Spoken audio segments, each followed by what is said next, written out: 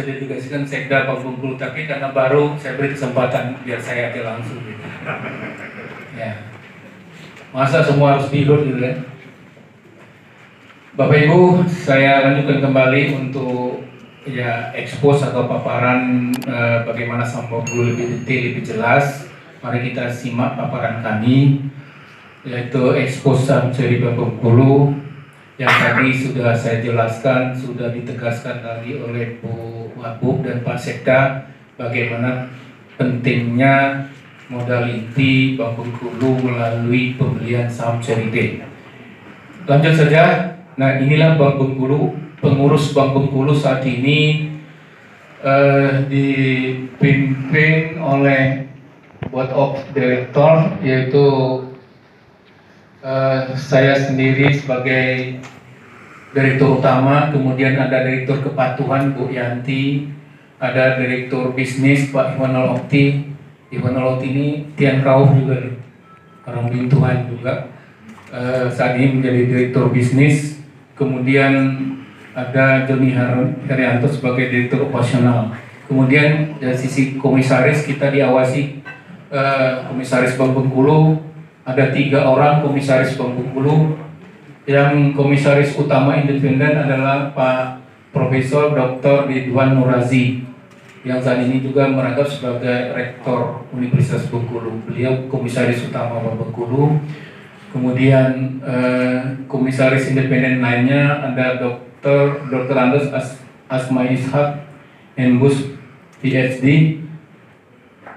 Kemudian ada satu lagi komisaris dari pemegang saham, Pak Haji Mulyadi Ismail, SE MSc. Jadi pengawas kami itu gelarnya aja udah panjang-panjang banyak, itu nggak bisa kami melaksanakan ini dengan seenaknya. Pengawasnya aja detailnya begitu panjang itu sebagai komisaris. Next. Nah, inilah performan Bank Bengkulu secara singkat aja. Dari sisi statistik performan kita, kalau lihat dari aset Bank Bengkulu, posisi Mei 2019 yang lalu aset kita 6,5 triliun. Kemudian akhir 2019 aset kita naik menjadi 6,7 triliun. Sampai dengan akhir Mei 2020 yang lalu, bulan kemarin, aset kita tumbuh menjadi 7,1 triliun. Artinya Bank Bengkulu ini terus tumbuh sesuai dengan motonya tangguh dan tumbuh. Dari sisi penghimpunan dana pihak ketiga atau funding kami juga menunjukkan pertumbuhan. Di Mei 2019 yang lalu 5,5 triliun, kemudian di Desember 5,2 triliun, akhir Mei 2020 sudah meningkat menjadi 6 triliun. Ya. Kemudian dari dana yang terhimpun tersebut kita salurkan kepada kredit, sehingga kredit kita saat ini kinerjanya seperti dilihat. Jadi kalau kerja Bank Buku 1 itu menghimpun dana kemudian menyalurkan kembali dalam bentuk kredit. Nah, kreditnya 80% itu kredit kepada ASN, saat ini sekitar 20% kredit produktif, kredit pada pengusaha. Yang total kredit dari bulan Mei 2019 4,8, di Desember 2019 naik menjadi 5,1 triliun, sampai dengan bulan Mei kemarin 5,5 triliun.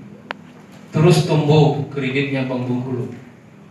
Kemudian dari sisi laba kita, ini laba kondisi bulan Mei yang lalu 36 miliar. Coba bandingkan year on year. Kalau Mei sekarang udah 66 miliar. Kalau akhir Desember yang lalu 119 miliar itu sebelum audit. Nanti Desember 2020 pasti lebih besar lagi. Karena tadi saya lihatkan report dengan Bu Ketua DPR. Akhir kemarin saya salah tadi karena saya mentok.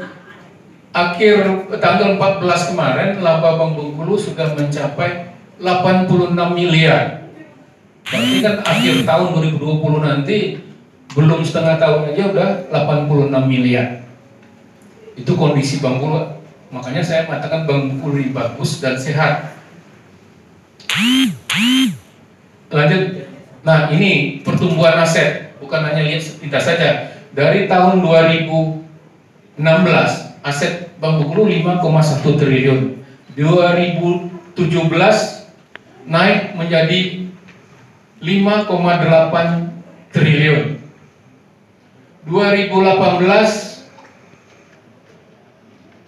naik menjadi 5,8 triliun. Ya. 2019 naik 6,6 triliun. Sementara sampai dengan Mei 2020 ini udah 7,09 atau 7,1 triliun. Jadi pertumbuhan aset Bank Bengkulu ini ya sangat mengembirakan. Sementara saya bilang tadi dengan kondisi Covid saat ini banyak bank itu tidak tumbuh lagi. Banyak bank yang sudah bermasalah. Ada dua faktor utama. Banyak bank swasta, bank-bank yang umum yang lain tidak milik pemerintah daerah. Kalau milik pemerintah daerah ini karena kita megang kas daerah, kreditnya disalurkan masih mayoritas kepada ASN yang artinya dari gaji, tidak terlalu terpengaruh dengan Covid. Laba kita masih tumbuh. Tetapi kalau swasta yang lain, apalagi yang swasta membiayai sektor pariwisata, sektor-sektor yang terdampak Covid itu langsung terdampak. Kalau Bank Bengkulu karena masih mayoritas punya market captive sebagai bank daerah masih sangat menguntungkan. Bisnis Bank Bengkulu masih eksis, masih tumbuh dengan baik. Next. Nah, ini gambaran pemegang saham Bank Bengkulu dibandingkan Desember 2019 dengan Mei, ada perubahan. Memang yang tertinggi 134 miliar itu adalah Pemprov, pemerintah Provinsi Bengkulu. Kaur ada di posisi berapa di Kabupaten Kaur? Posisi udah agak ke belakang ini. 1, 2, 3, 4, 5, ke-6 ya.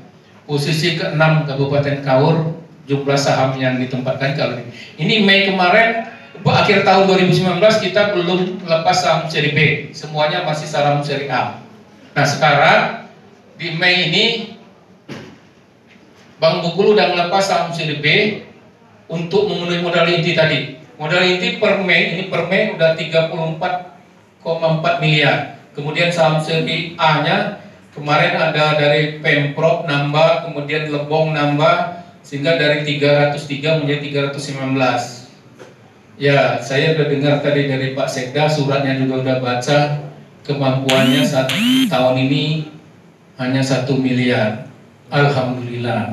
Mudah-mudahan nanti perubahan Covid cepat berlalu, ada yang bisa digeser lagi sehingga nambah juga, atau siapa tahu menyaingi Muko-Muko. Muko-Muko itu sama-sama Kabupaten Pengembangan. Muko-Muko nomor 2 nih, 30,6 miliar.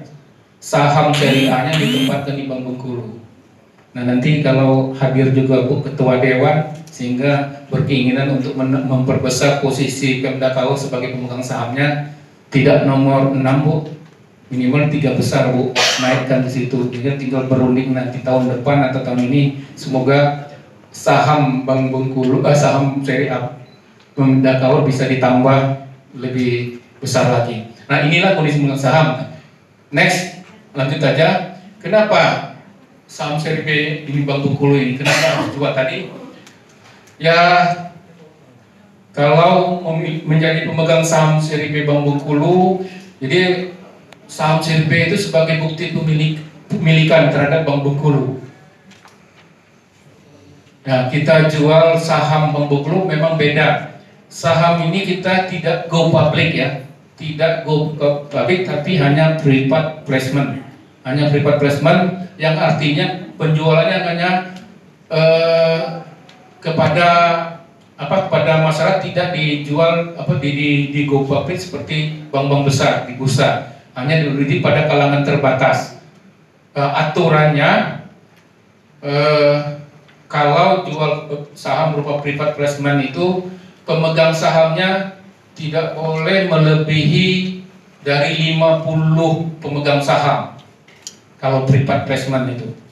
Nah, sekarang ini pemegang saham Bank Bengkulu itu sudah ada 11 itu provinsi dan 10 kabupaten kota. Nah, tidak boleh lebih dari 50 karena kita belum go public.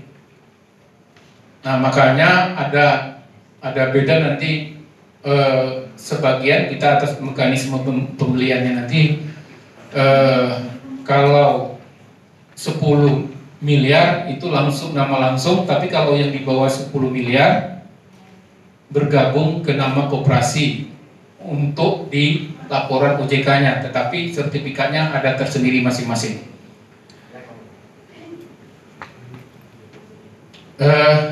Kemudian ini juga pemegang saham seri B berhak mendapatkan dividen yang dibagikan setiap tahunnya. Ya, tadi saya sudah sebutkan. Jadi apa manfaatnya? Ya, dapat dividen. Jadi laba Bank Bengkulu nanti selain disetorkan sebagai dividen sebagai sumber PAD daerah, kami bagikan juga kepada pemegang saham seri B yang Bapak Ibu beli. Jadi berbagi nanti, kalau udah ada saham seri B-nya, pemerintah daerah harus berbagi kepada pemegang saham seri B, wajar saja karena orang nyetor modalnya dapat saham seri B juga. Kemudian saham seri B Bank Bengkulu, memang aturannya sudah diputus oleh RUPS kemarin. Saham seri B ini memang, dan aturan saham itu juga tidak memiliki hak suara, hanya hak dividen saja. Hak suara tetap dipegang oleh kepala daerah sebagai pemegang saham. Nah, nilai saham yang dimiliki atau berkembang seiring dengan pertumbuhan usaha Bank Bengkulu.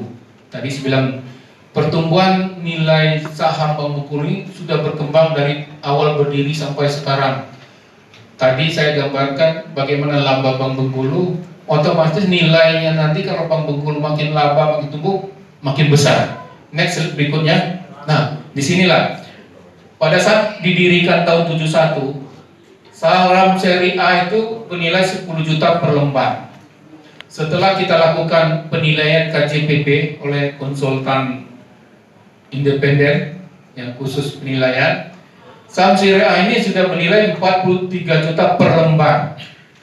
Jadi kalau pemerintah daerah melepas sahamnya, nilainya bukan 10 juta per lembar, tapi sudah 43 juta per lembar.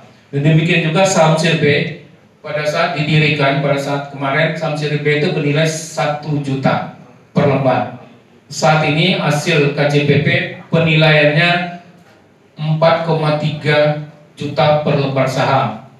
Itu nilai saham seri B yang kami jual. Tetapi saat ini dengan kebijakan juga kita kasih diskonto, walaupun harganya udah 4,3 juta, kita lepas di harga 4 juta per lembar.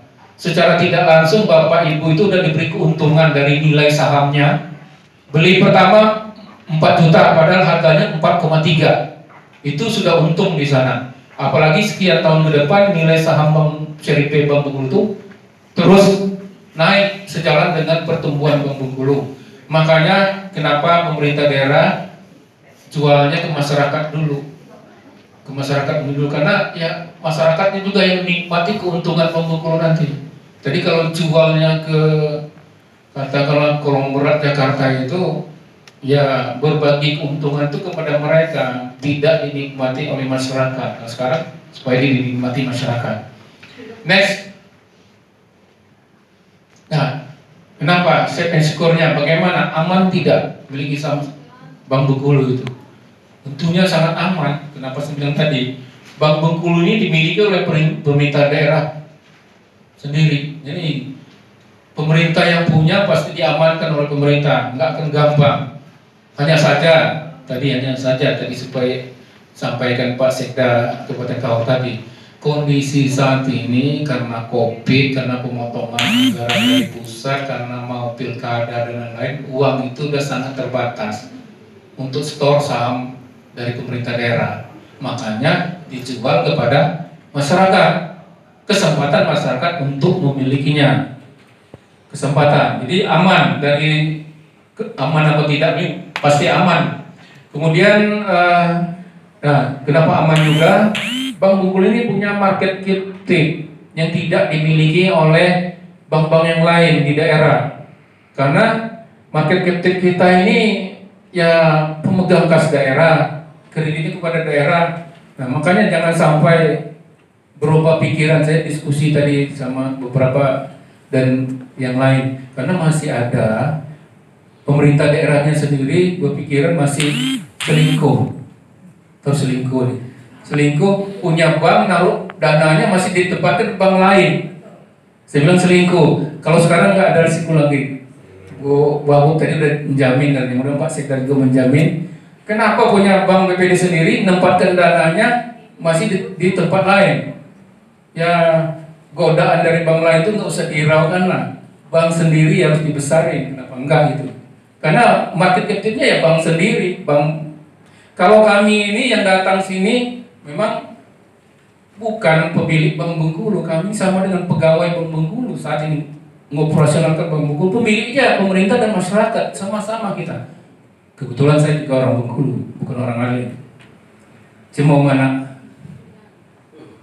Jadi sama-sama kita membesarkan bank daerah ini, ya kita sendiri. Siapa lagi membesarkan bank ini? Aman, kalau bank ini saya yakin aman, karena saya tahu ininya kinerjanya. Ya, saya memang baru, isinya bukan asli lahir dari Bank Bengkulu. Saya dulu dari Bank Mandiri, tapi karena panggilan daerah bergabunglah di Bank Mandiri. Saat ini menjadi dipercaya, diberikan amanah pemegang saham menjadi direktur utama Bank Bengkulu. Tapi saya yakin saya juga terpanggil juga untuk membesarkan bank daerah ini. Kemudian, oke, ini tadi saya gambarkan dividen yield. Nah, dividen yieldnya, kalau pendapatan instrumen keuangan lainnya, kalau deposito itu berkisar 4-7%.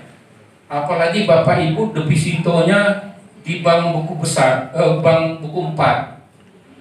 Paling-paling bunga di Bank Mandiri, di BCA, di BRI itu nggak akan lebih dari 5 atau 6% paling tinggi lah. Saya tahu persis itu. Karena bank buku 4 itu ada regulasinya, nggak boleh depositonya lebih tinggi dari itu. Kemudian kalau obligasi, di pasar obligasi di sini kan mungkin nggak banyak yang jual obligasi, tapi di Jakarta di bursa paling-paling 7,5 atau paling tinggi 9%.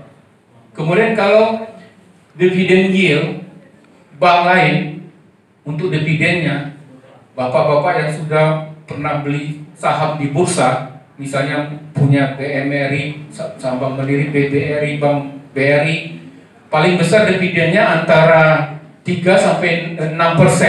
Rata-rata 3% bank besar itu memberikan dividen yield. Kalau Bapak Ibu membeli pemegang saham di bursa itu udah tahu tuh berapa dividen bank-bank lain itu.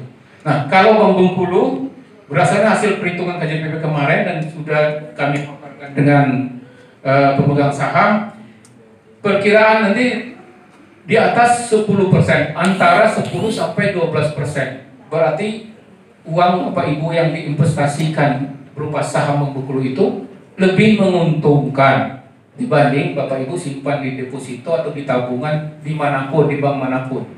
Lebih menguntungkan. Ini suatu kesempatan juga bagi Bapak Ibu. Bapak Ibu, kalau ini udah seluruh masyarakat nih, termasuk para kepala OPD, pegawai, mungkin juga Pak Sekda, Bu Wahub juga sama, bisa beli juga secara perorangan. Seperti saya sampaikan tadi, kami juga perorangan udah beli saham Bank Bengkulu ini. Internal Bank Bengkulu itu terkumpul 4, miliar lebih kita terkumpul dari pegawai internal Bank Bengkulu yang beli saham ini. Nah, nanti kalau seandainya selain bapak-bapak yang pengusaha, mungkin pegawai-pegawai boleh juga untuk beli karena menguntungkan. Karena kalau dibandingkan nyimpan aja, kalau uang memang belum digunakan dalam waktu dekat, bisa dibelikan ke saham CDP Bank Bengkulu. Ini suatu kesempatan. Ya, ibu rumah tangga juga beli ini karena harganya per lembarnya 4 juta rupiah, masih bisa terbeli. Tadi kalau ada uang 100 juta bisa 25 lembar saham CDP. Daripada sertifikat deposito, pegang sertifikat saham CDP Bank Bengkulu. Ya, syukur-syukur nanti Di Kabupaten Kaur ada yang besar-besar yang bisa miliaran sekali beli, atau juga yang sekali beli 10 miliar langsung namanya. Next, lanjut dulu.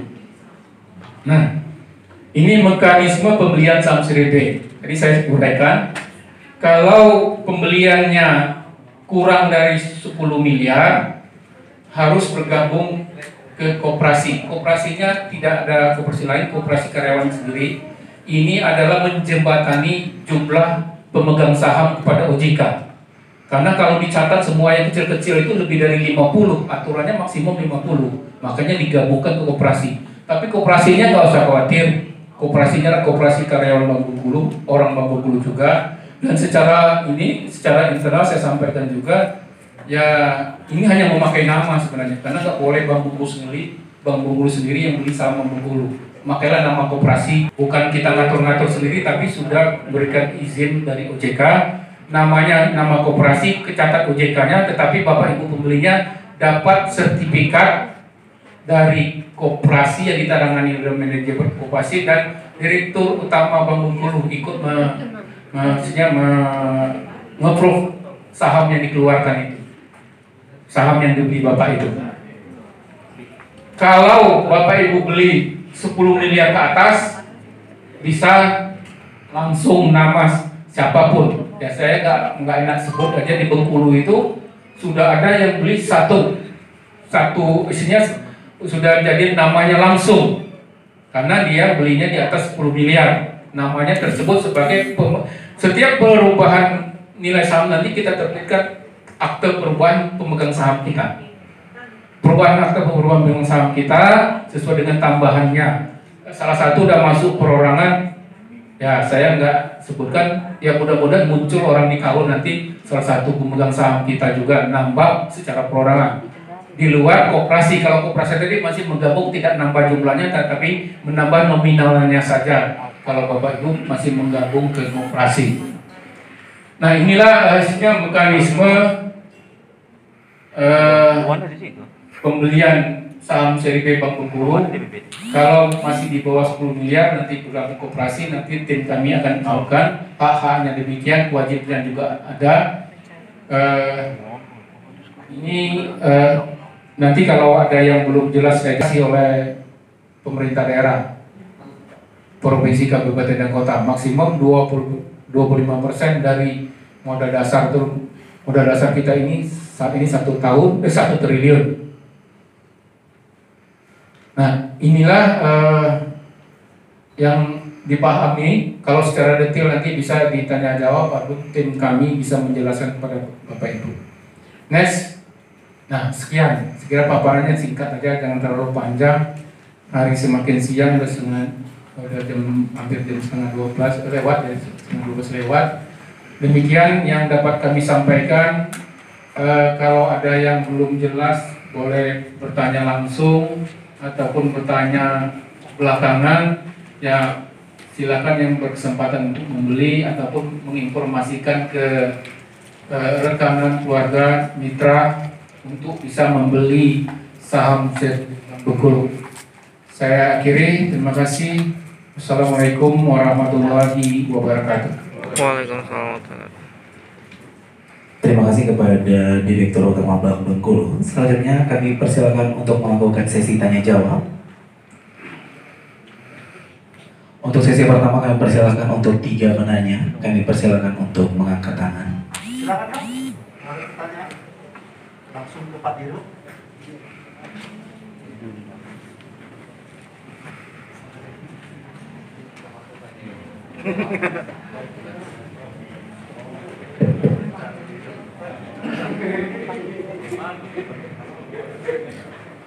Mohon izin Pak Ibu Wagub dan Mas Eka.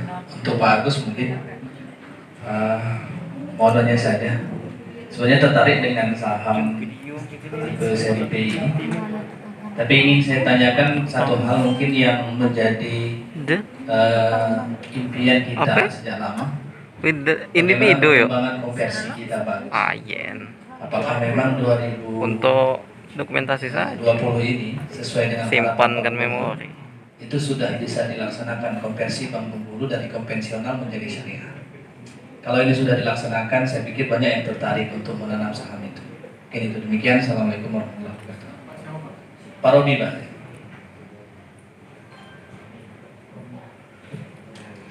Silakan, ada lagi?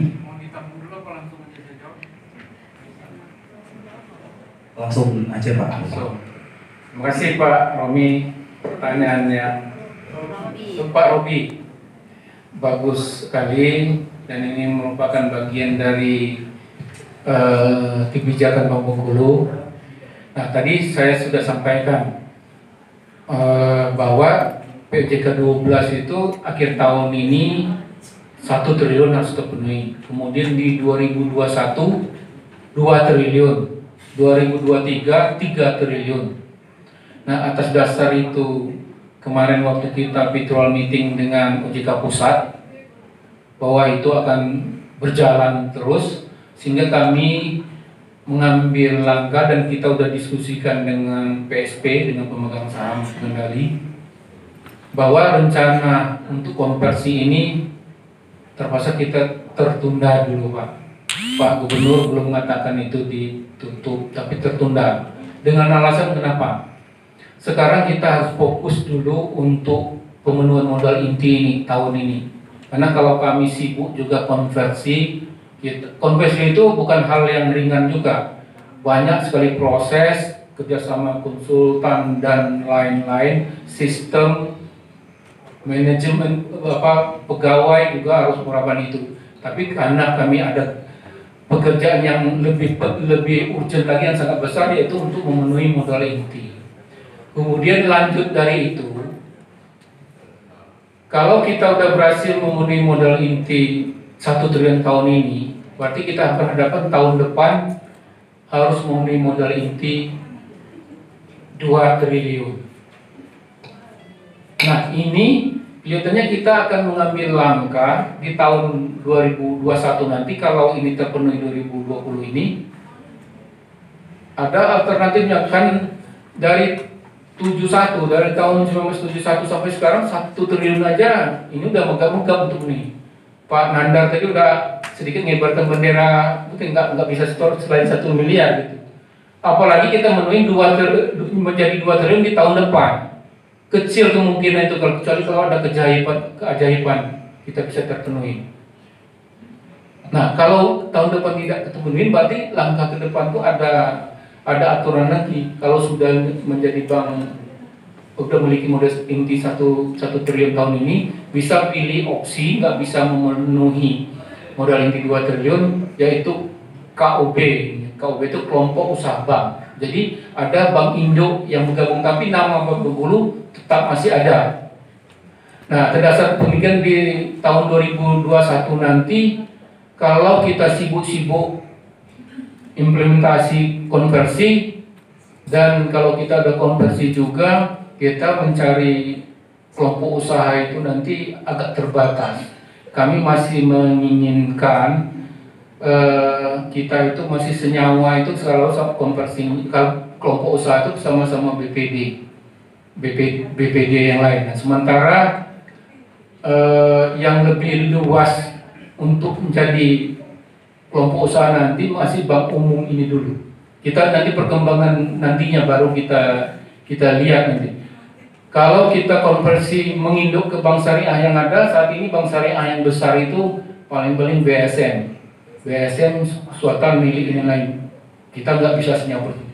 Yang lain susah. Tapi kalau seandainya nanti masih bank umum, kita tunda konversi syariahnya, pilihan kita masih banyak. Bank umum itu masih lebih banyak dari bank syariah. Sehingga dan kita juga sibuk-sibuk mau implementasi konversi, disibuk juga untuk bergabung, menginduk ke bank lain. Menginduk dalam arti kan masih KOP, bukan nama kita hilang. Nah, atas dasar itu kita diskusi dengan PSP, diskusi dengan seluruh jajaran pengurus, direksi dan komisaris Bank Bengkulu, rapatkan juga dengan divisi. Akhirnya kesimpulannya ditunda dulu, fokuskan saja untuk memenuhi modal inti ini terlebih dulu. Dengan sangat menyesal, kalau saya juga senang kemarin itu bisa konversi, tetapi mengingat konsekuensi juga lebih berat dan kita saat ini sibuk. Untuk urus konversi itu konsentrasi kita mungkin nggak sempat lagi banyak menjual saham CRP di tahun ini karena persiapan itu begitu panjang untuk IT-nya, SDM-nya, produknya. Nah kalau kita lakukan, kami sebenarnya kemarin sudah siap tinggal tanda tangan PKS, terhalang karena COVID aja. Akhirnya karena kita virtual meeting dari OJK Pusat bahwa POJK 12 harus diterapkan, ya terlalu sibuk nanti kami mau konversi diurus juga, konsentrasi ngurus konversi, pembunuhan modal inti juga repot. Nanti setelah konversi juga kita cari untuk KUP-nya, untuk pupuk sabangnya makin terbatas, akhirnya tertunda. Pak Gubernur mengatakan ini bukan nggak jadi tapi tertunda, melihat waktunya saja ke depan. Intinya begitu, Muhammad. Kalau saya secara kalau nggak ada halangan ini udah kami genjot, kami jalankan. Tinggal tanda tangan PKS saja. Kita melalui Tasya Konsultan, LPPI sudah diskusi, draft PKS sudah. Tetapi karena PJK 12 ini harus dijalankan, ya mikir juga kami ini roadshow untuk menu modal inti dulu yang lebih urgent daripada nanti kami ya berkutat untuk melaksanakan konversi. Melaksanakan konversi itu IT-nya dari bank umum menjadi bank syariah itu IT-nya nggak gampang. Kemudian juga SDM-nya dari pemahaman ini harus di training banyak urusannya. Kemudian produknya juga harus dirubah, diatur juga. Nah, atas dasar itu aja, karena regulator ini juga yang menunda kami untuk konversi. Yang mudah-mudahan kita nanti aturannya masih ini kita tetap bisa berkonversi menjadi syariah. Harapan kita bersama. Mungkin sudah menjawab Pak Robi. Kalau belum puas, itulah yang bisa ininya. Ya, terima kasih. Silakan pertanyaan berikutnya.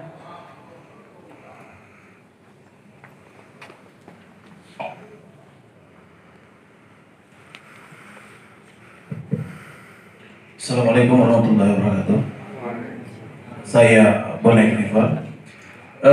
Berbicara tentang saham tidak lepas dari investasi, Pak. Jadi mungkin selama ini kita investasinya mungkin di sekitaran deposito seperti itu kan. Perbedaannya kalau deposito bisa langsung diambil kapan aja kita mau. Sedangkan kalau saham setelah setahun tadi kan menurut pemaparan yang kami terima. Jadi hal yang ingin saya tanyakan, bagaimana ketika sudah 1 tahun kita mau melepas saham yang kita miliki, mau kita jual seperti itu. Dari pemaparan tadi yang kami tangkap bahwasannya di tahun 2020 Bank Bengkulu targetnya 1 triliun, sedangkan di tahun selanjutnya mungkin 2 triliun sampai 3 triliun. Sedangkan kami misalnya pemegang saham seri B ini ingin melepas saham tersebut, sedangkan Bank Bengkulu juga harus menambah modal lagi seperti itu. Jadi ketika kami ingin menjual, kan adanya koperasi seperti itu, melepasnya ada namanya koperasi wadahnya kan. Apakah tidak tumpang tindih nanti atau dipersulit oleh koperasi tersebut ketika kami mau melepasnya seperti itu? Karena dengan alasan bahwasannya iya, kalau kami pemegang saham seri B ini bisa mendapatkan bakal pembeli seperti itu. Kalau seandainya itu tidak kami dapat, mungkin bantuan dengan koperasi seperti itu Pak ya, untuk mencarikan. Yang saya ingin tanyakan secara rincinya seperti itu. Terima kasih.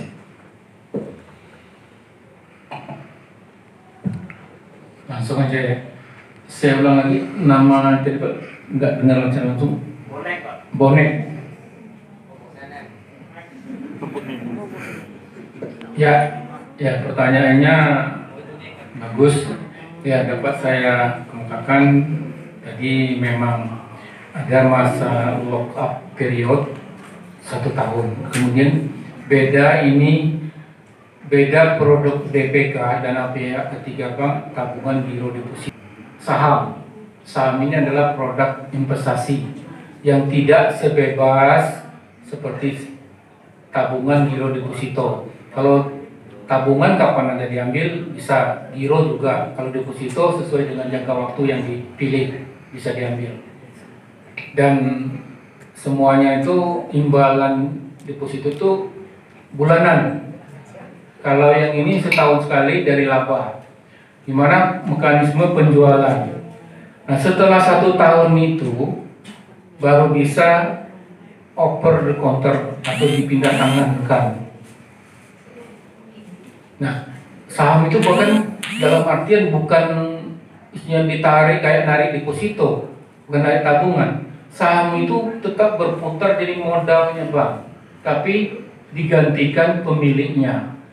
Pemiliknya itu kalau nilai saham ini bagus, pemilik nggak usah dikhawatirkan, apalagi jumlahnya misalnya dengan jumlah-jumlah yang gampang dijual belikan. Nanti Bank Bengkulu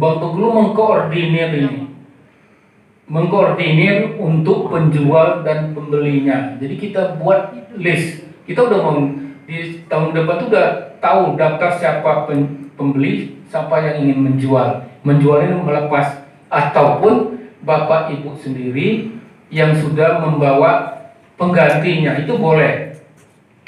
Ya, nggak usah khawatir kalau nilainya, apalagi misalnya bapak melepasnya dengan harga yang tidak terlalu tinggi, lebih cepat orang belinya.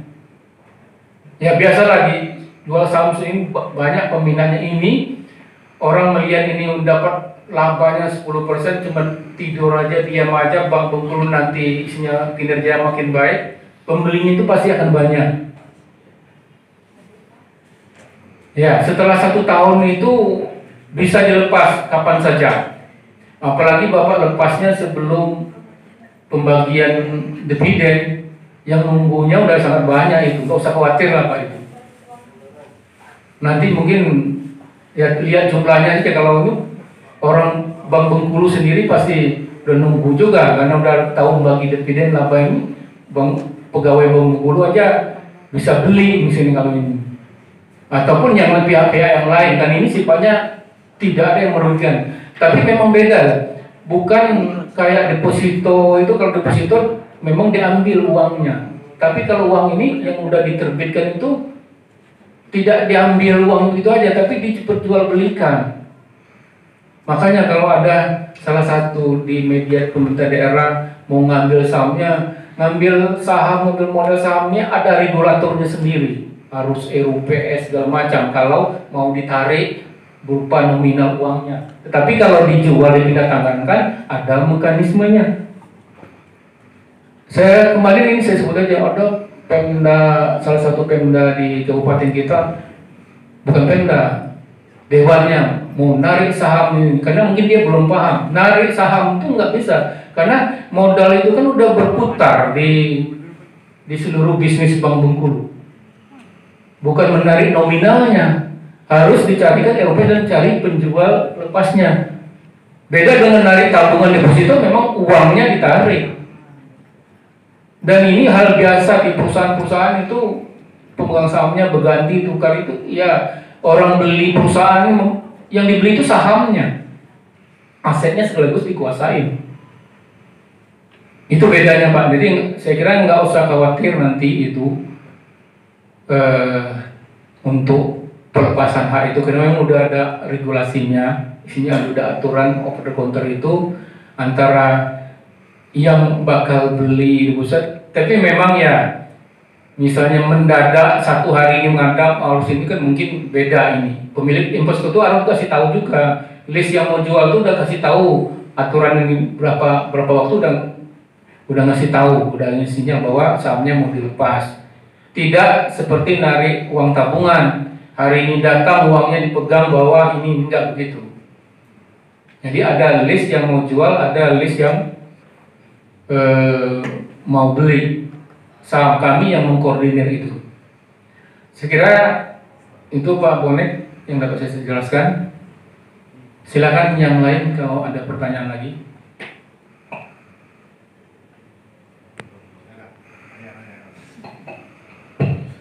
Nanya Pak Dio. Tapi nanti sasarannya untuk kawan-kawan ini Datu Bonek juga ini. Ini terkait kita ini pemenuhan persyaratan. Ya. Tapi ada risiko-risiko seandainya. Tapi mudah-mudahan tak terjadi. Kita berharap Bank Bengkulu ini terus berkembang. Apapun nanti persyaratan-persyaratan yang dimintakan oleh regulator kita itu terpenuhi. Tapi bagaimana seandainya nanti suatu saat atau katakanlah 2-3 tahun ke depan ternyata apa yang kita harapkan tidak tercapai, terburu Bank Bengkulu merger atau tadi digabung dalam suatu kelompok tadi, sementara Pak Bonek ini sudah menanam saham ya. Nah, keselamatan saham dia ini, jaminan keselamatan dia dengan adanya perubahan status Bank Bengkulu ini karena tidak sesuai dengan harapan kita. Karena perubahan tadi, karena merger, karena memang dijadikan kelompok bank tertentu, sehingga status sahamnya gimana? Aman nggak saham saya ini? Tapi kalau misalnya Bank Bengkulu berkembang terus, ya aman lah, pasti aman. Tadi sudah dijelaskan oleh Pak Dirut, nilai saham tuh naik-naik terus. Hari ini dibeli 4 juta, besok harganya sudah 4,3, berarti 300 per lembar, udah untung itu beli. Tapi sayangnya tadi harus setahun ya Bang, harus setahun baru bisa melepas. Nah, jaminan tadi Pak, ya, kalau ada hal-hal terburuk lah dari Bank Bengkulu ini, sementara Pak Bonek itu 1 miliar yang menanamkan, selamat nggak Bang saya 1 miliar ini kalau nanti perubahan manajemen? Makasih. Terima kasih Pak Sikda. Pertanyaan yang lebih bagus lagi. Ya, saya ngira nih kalau udah menjurus ke pertanyaan itu Pak Sikda juga closing, siap-siap aja nih, ada closing juga pribadi. Ya, pertanyaan sangat bagus. Gini Pak, saham kalau sudah kecatat OJK udah ini pemegang saham itu nggak akan berubah. Nggak akan berubah pemegang saham itu. Pemilik sahamnya masih ada. Yang akan berbeda itu adalah yang mungkin berbeda besarnya dividen, ya tergantung dengan perkembangan bisnis atau perkembangan laba pada tahun itu. Tapi kalau nilai sahamnya bahkan naik terus misalnya. Kalau merger bisa dibawa ke bank mana, sahamnya nggak, pemegang sahamnya tetap itu. Akan diakui sebesar itu juga, nggak akan hilang. Saham ini ya. Nilai sahamnya juga sama dan nilai saham itu juga. Baik, kalau kita KOB nggak ada masalah. Kita ada istilahnya ada induk semang lah, ada bank besar yang menjadi kelompok usaha kita. Saham itu nggak akan berubah sebesar itu. Kalau merger juga yang dibawa, kalau diakuisisi juga tetap nilai saham tuh aturan merger dan lain-lain itu kan ada, nggak encaplok begitu aja. Ada aturan oleh OJK-nya juga. Nilai sahamnya tetap diakui oleh regulator. Siapa-siapa pemegang sahamnya tercatat di situ. Walaupun Bapak Ibu masih tergabung di koperasi. Koperasi itu juga pemegang usaha, pemegang saham resmi selain pemerintah daerah. Yang dikhawatirkan itu kalau misalnya Bank Bengkulu ya nggak bisa menghasilkan keuntungan yang banyak, dividennya agak kecil. Tetapi kalau nilai saham tergantung perkembangan Bengkulu. Memang beda. Kalau minus itu terpaksa nanti dilikuidasi juga ada aturan likuidasi. Pemegang saham sahamnya kembali. Melikuidasi itu dibalikan, aset Bank Bengkulu masih banyak. Aset Bank Bengkulu itu masih 7 triliun saat ini. Mungkin nanti asetnya masih, pemegang saham itu akan dilindungi dari aset Bank Bengkulu itu. Nggak usah khawatir kalau itunya nggak akan hilang saham kita. Yang kedua perkembangan apakah tumbuh besar atau tidak nanti Bank Bengkulu. Kalau Bank Bengkulunya tumbuh besar, labanya besar. Tapi tumbuhnya nggak besar, paling ya naiknya nilai sahamnya pelan juga. Itu aja. Tapi kalau hilang enggak, mau diambil siapapun itu ada aturan regulatornya. Kayak kemarin OJK melikuidasi BPR apa yang kemarin BPR Lestari ya, BPR Sapir, pemegang sahamnya masih, bahkan bukan pemegang saham juga, yang ininya yang pendeposit dananya juga masih aman gitu, yang dana-dananya sesuai dengan aturan tadi. Nah, isinya nggak usah kata yang khawatir itu kalau bank ini isinya merugi, dividennya nggak besar. Tapi insya Allah sepanjang bank ini istilah masih dimiliki oleh pemerintah daerah itu masih boleh katakan memonopolikan bank ini sebagai ya sumber PAD-nya daerah. Ya, saya kira gitu Pak Nandar. Jadi nggak mungkin lah Bapak misalnya tarik semua ini modal dana ini betul sengaja mau dikempesin sendiri, labanya dikecilin, ya salah, itu salah ininya. Tapi kalau sepanjang nasabahnya masih nasabah captive kita, dana Pemda masih di bank ini, insya Allah bank ini masih survive lah. Di kondisi COVID ini aja bank ini nggak terpengaruh sedikit, nggak terpengaruh, bohong juga. Isinya yang terpengaruh itu sebagian kecil. Cukup menjawab Pak Sekda? Terima kasih.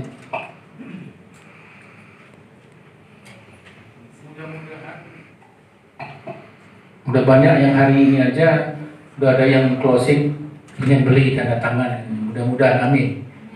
Nanti setelah ini bukan selesai hari ini Pak, sampai Desember nanti kita ini baru launching saja. Mudah-mudahan di Kabupaten Kaur banyak pemegang saham Bank Bengkulu, pemegang saham CRB Bank Bengkulu, termasuk ya bukan hanya pengusaha swasta, ASN juga, para OPD juga, Pak Sekda juga boleh, Bu Wagub juga boleh beli saham CRB Bank Bengkulu. Amin. Terima kasih.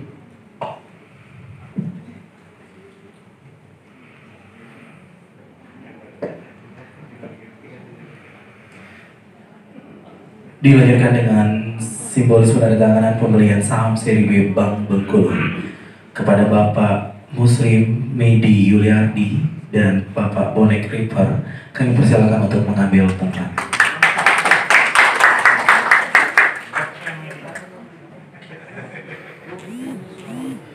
Dan kami mohonkan kepada yang terhormat Direktur Utama Bank Bengkulu, Wakil Bupati Kaur, didampingi dengan Sekretaris Daerah Kabupaten Kaur beserta pimpinan cabang Bank Bengkulu Kaur.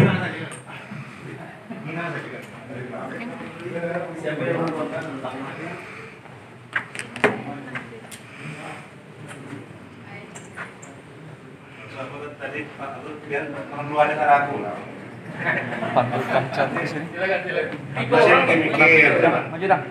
Ya, sedikit informasi dari kami bahwasanya Bapak Muslim Medi Yuliardi dan Bapak Bonek River merupakan nasabah prima Bank Bengkulu.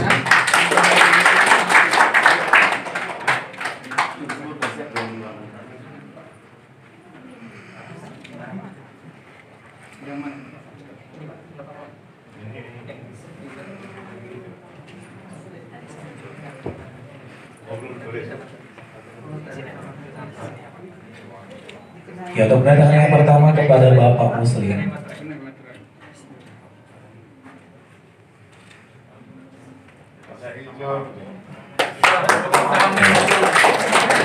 Merupakan penanda saham dari Bank Bengkulu. Yang kedua Bapak Medi Yuliardi. Kami persilakan untuk melakukan tanda tangan.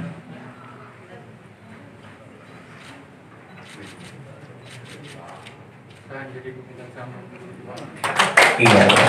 Dan selanjutnya yaitu Bapak Bonek River untuk melakukan tanda tangan.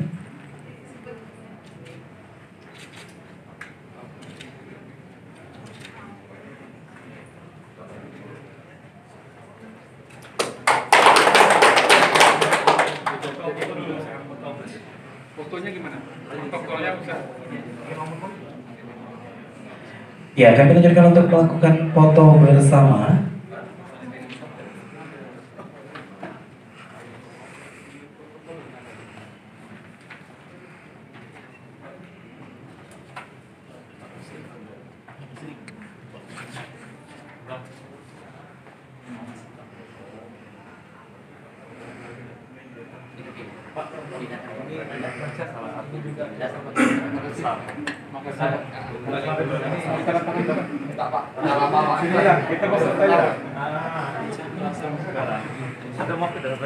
Dan saya informasi dari kami bahwa orang yang telah menanam saham yaitu Bapak Ade Chandra. Kami persilakan untuk melakukan foto bersama.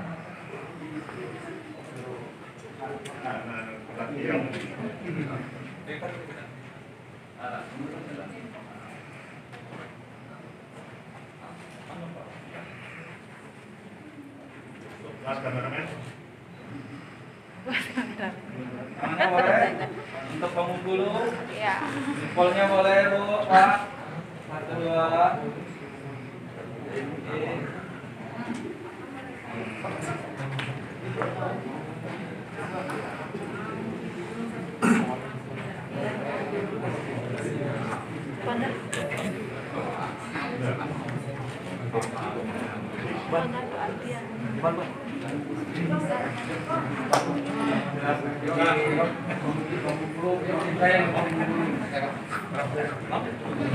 Ya, sekali lagi kita beri tepuk tangan yang meriah kepada Bank Bengkulu, banknya masyarakat Bengkulu.